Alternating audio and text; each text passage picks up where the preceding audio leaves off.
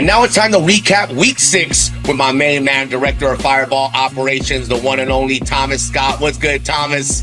What's up, Tad? It's a little. I'm feeling good. How you feeling, man? Man, I'm feeling great, man. Boston was awesome. It was an awesome turnout. Feeling incredible after an incredible crowd, an incredible event. Stars, I mean superstars, came out in Boston. Honestly, Thomas, I think Boston has the biggest Big 3 fans yet that I personally have felt.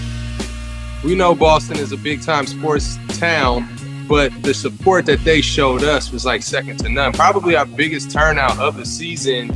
And I just love how the fans were so engaged and knowing what was already going on, knowing the stars in the Big 3. Some of the former Celtic guys got a chance to run, the Gerald Greens, Joe Johnsons. Those guys came up, they showed up, and they showed out.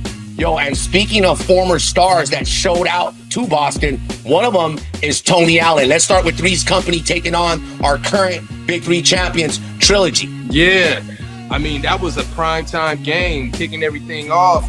Ryan Carter, let's just go ahead and just call his governmental name. He's known as the Hezzy God. When he put Tony Allen on that island, I thought it was a little disrespectful, but it was just to kind of show, hey, I got game. And he did. He had 35 that game, tying the scoring record that Joe Johnson and also Jared Jack put up. And man, it was incredible seeing him go to work. Not only Tony Allen couldn't stop him. I don't think it was disrespectful, to be honest with you. I think that's what Big 3 Fireball is all about. But he disrespected the whole team. Nobody could stop him. I started noticing that they started playing, every player had a chance to play Hezzy God, and he balled them all up. Yeah, I mean, he went up against Mario Chalmers, a proven pro, a champion, a winner. And he showed that he belongs against a perennial player and a star in our league, and only his third game. So we got to give Hezzy got a lot of props. And I love that game. I thought Three's Company was fighting. Mario Chalmers came back with a lot of defensive intensity. And then we already know about Michael Beasley. I mean, that move he put on Amir was kind of crazy. But, I thought they had a chance to pull it out at the end. But Trilogy, also having proven winners like Earl Clark, got the job done. Thomas, let me ask you a question. Being the director of Fireball Operations, the knowledge you have of Fireball, Big 3 Fireball, Trilogy, maybe 4-time Big 3 champions. I mean, they're playing like they just cannot be stopped right now. They've won 3 in a row. Yeah, it's possible. They know what it takes to win. There's a lot of teams in this league, but they haven't won, and they're all trying to get to that mountaintop. They've been on that mountaintop 3 times. So, and back to back.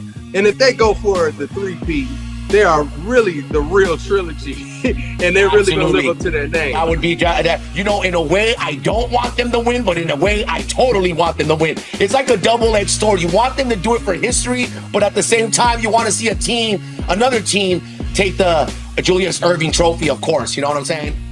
Absolutely, but that's what makes Big 3 so special. The fact that some of these teams that win come back with their team intact and everybody's just gearing up with the draft and picking up people in the offseason, whether it's co-captains, to try and dethrone these guys. And these guys to be able to still be in the hunt to make the playoffs and be in the fight to win the championship. So it's just great to see everybody try and gear up and then them trying to fight everybody off. All right, let's move on to a real fast-paced game. I felt that it was a very fast-paced game, very exciting. It was former Big 3 champions, Triplets, taking on Killer Threes. Talk about it, Thomas. Well, those two teams have history. If you remember a few years ago in Los Angeles, the championship, Triplets got the best out of Killer Threes. Ever since then, in the regular season, Killer Threes has really had Triplets' number for the past few years.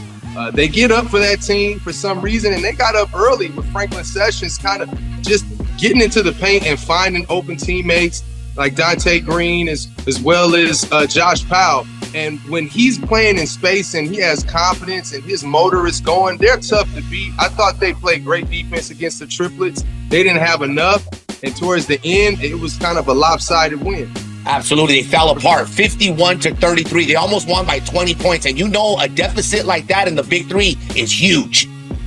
Exactly. Charles Oakley, he was excited. He's tough on his guys, and his guys responded. And I think they know when to gel at the right time, and I think they're figuring something out. All right, let's talk about Enemies taking on Powers. Shout out to Enemies. They get the victory. I'm so proud of them. It was such a huge victory for Enemies, right, Thomas?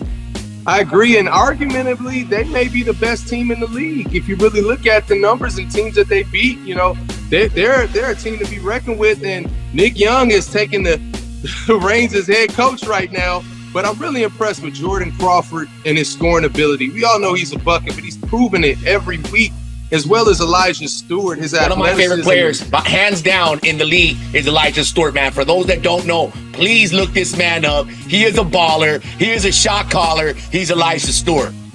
I agree, and he can shoot it. He cuts. He's athletic. They're playing hard, and Quincy Miller comes in off the bench with his size and shooting ability. I mean, he had a nasty dunk. Yo, let me tell you, a special message to fans and to benches.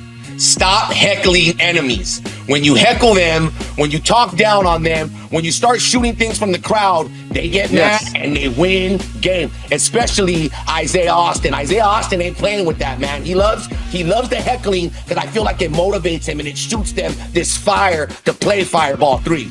Well, you know what? You're right. And you know what? This is Ice Cube's league. The Enemies may be the league's most dangerous team. If you can go back to that, I was waiting to hear that, Thomas. Those 5 right there, they embrace the hate. They love being the enemies. They love not being the favorites, and they're clicking because of it.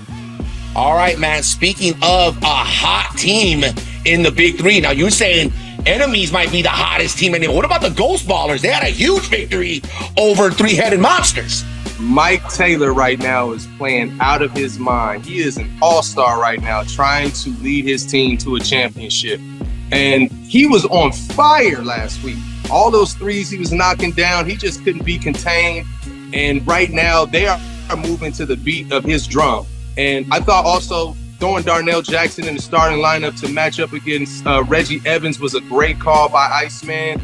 And they have a lot of different combinations that they can use to defend you, but also score on you. Yo, speaking of Darnell Jackson, what about Darnell Jackson putting Moss, Three-Headed Moss? Moss has been having some beautiful highlights, and Darnell Jackson said this week, I don't know about those highlights, man. I'm the guy that's going to get the highlights, serving that ball, packing it, sending it to the stands, and sending Three-Headed Monsters, possibly eliminated from the Big 3 playoffs this season. Oh, yeah, and that's another breaking news. The 2 teams are eliminated, and Three-Headed Monsters is one of them. Just couldn't cut it towards the end, as well as the Aliens.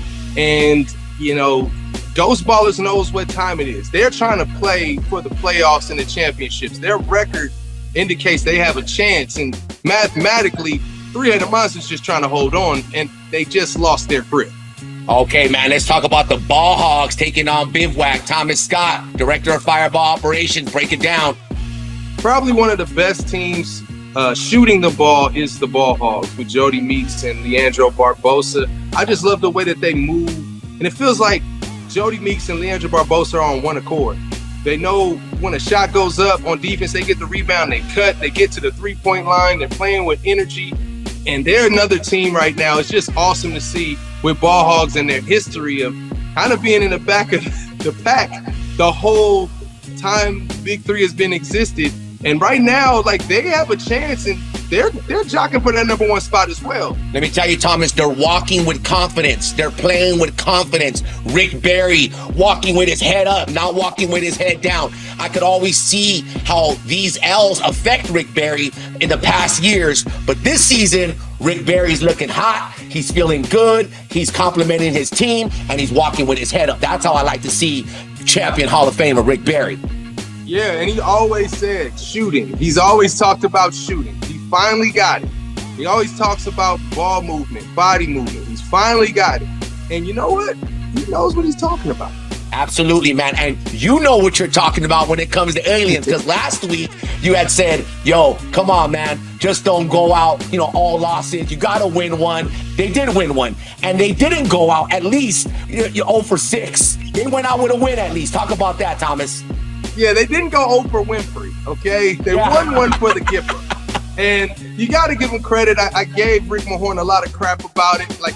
You won all those games. You went undefeated. It'll be a travesty if you just go over this year. So I thought Dusan, he refused to lose. I mean, he was going crazy. He was unconscious. He got to the paint, made shots, made plays.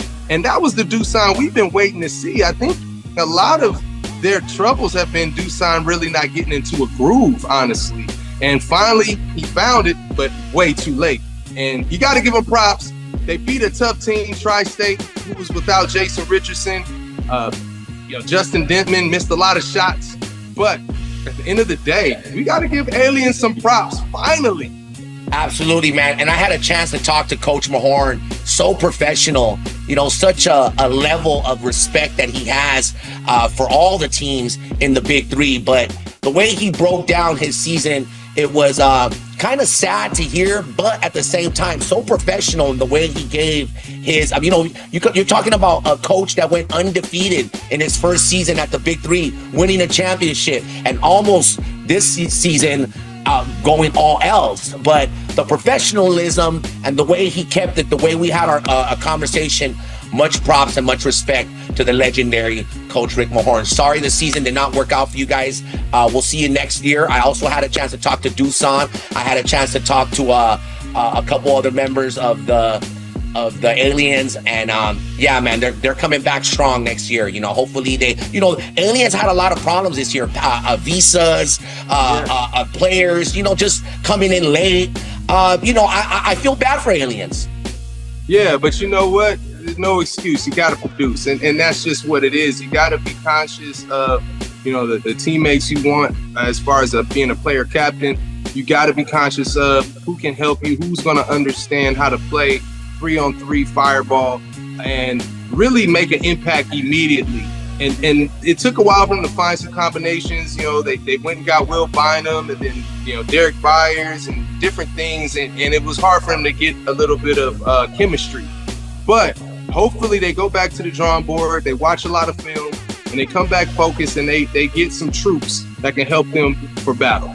All right, man. Director of Fireball Operations, my good friend Thomas Scott. I can't do this without you, breaking it down every single week right here on All About the Big Three. This weekend, we are in Charlotte, all the way live. Get your tickets right now at big3.com/tickets. Make sure you're watching on CBS. It's going to be a banger because the playoffs are going down 2 weeks from now, and you don't want to miss it, man. It's going to be explosive, true fireball for all the Big Three fans out there. And for those who are just kicking it off this season for the first time with Big Three, this is the time to watch because fireball playoffs are intense.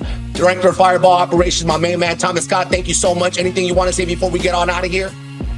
Man, all I know is Charlotte is going to be lit, and I cannot wait.